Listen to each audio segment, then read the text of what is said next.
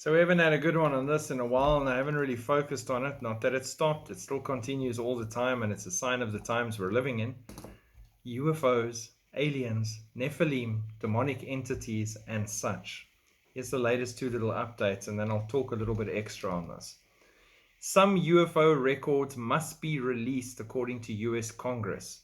The records are to be released once 25 years has passed since their creation. So all the Roswell stuff should have been out long ago. Unless the president directs them to remain classified.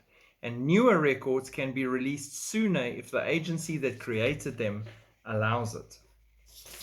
Then Chicago photographer has now recently captured images of a multicolored UFO, leaving experts, and drips under pressure, stunned.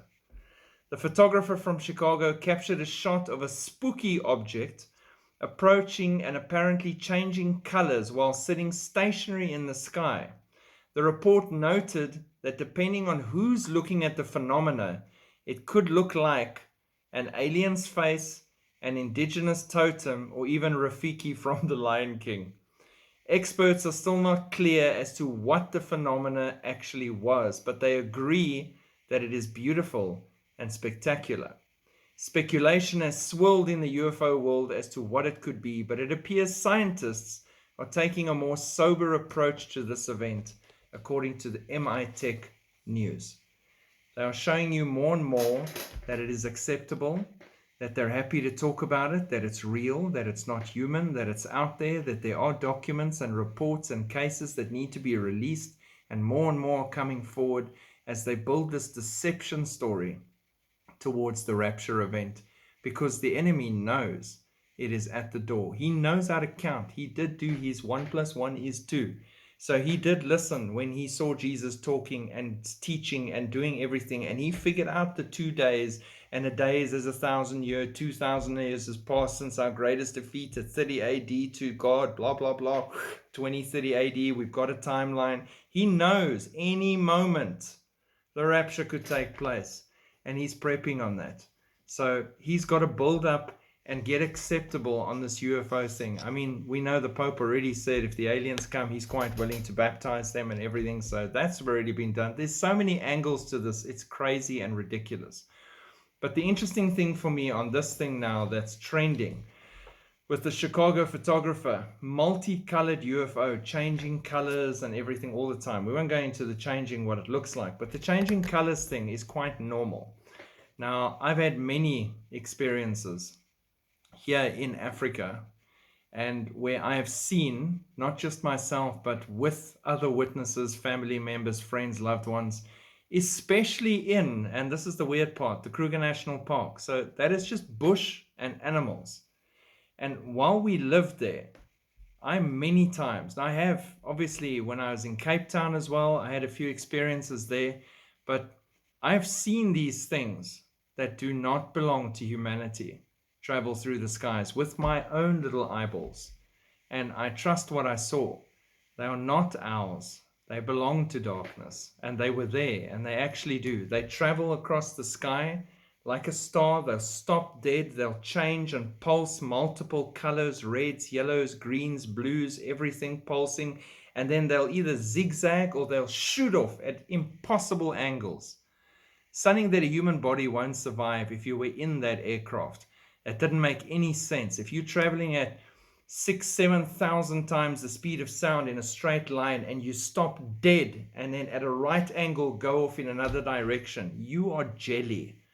There's no way I can understand a technology that would keep you whole in that situation. But if you were demonic or Nephilim and you had multitudes of technology higher than this, they say a sufficient jump in technology to anybody at a lower level will appear to be magic or impossible. Now you think to yourself the technological level that Nephilim and angelic beings can be at, that we won't even understand properly what they've got and what they're working. So yeah, I've seen them multiple times just like that, flying and pulsing. I've sat at nights in the Kruger Park way back when I was young and with my dad, and we've watched them fly and transverse the sky and stop and pulse different colors and everything. So absolutely, I've seen my fair share of UFOs. It is not rubbish. It is realistically there. It is a thing. I just happen to know exactly who's behind that thing as a pastor. The most interesting event for me that stays with me forever until the day I'm with the Lord, the most in my face event that I experienced. We were living in the Kruger Park at that stage. They were building the rest camp Shingwetsi. Mapani, sorry. We were from Shingwetsi, we went to Mapani. So they were building Mapani rest camp. Now, if you go look on the Kruger National Park map on the internet, you'll see where Mapani sits. Go have a look. And my dad was very much involved doing all of the electrical and all of those things. And he had friends that were contractors that were doing the thatch roofs and all those things as well. And we lived there, and it wasn't open to the public. We were still building the camp. So the contractors lived far out in the bush, a few kilometers in the Kruger Park. No fences, no guides, nothing protecting you, in the bush with the animals, with their caravans and everything out there. And the one night we were going to go and have a braai, barbecue, gathering, meal together with these friends of my father's that were contractors doing the thatch roofs. So that was going to take place in the evening. Me being young and at school and on the weekend and doing nothing, said I'll go earlier.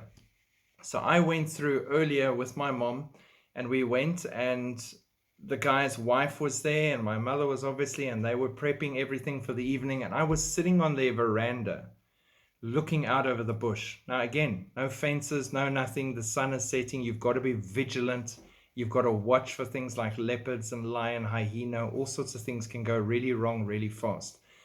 And I'm sitting there drinking a cool drink, watching the sky, and I see this light come down, and it stops, and it's pulsing, red, yellow, green, blue, but it's bigger than a star. It seems much closer in the sky. So I call, and here comes the guy's wife, and she says, "What's wrong?" And I say, "Look, are you seeing what I'm seeing?" And she sees, and she says, "What the heck is that?"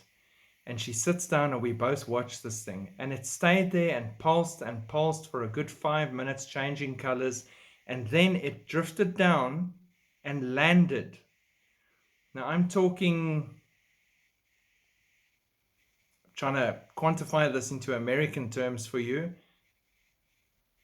2 football fields away in the bush, this thing came down, disc-like object, landed. We could see through the trees, the light given off by this thing on its stance, landed, and then shadows of some humanoid type creatures moving around in the trees in the distance.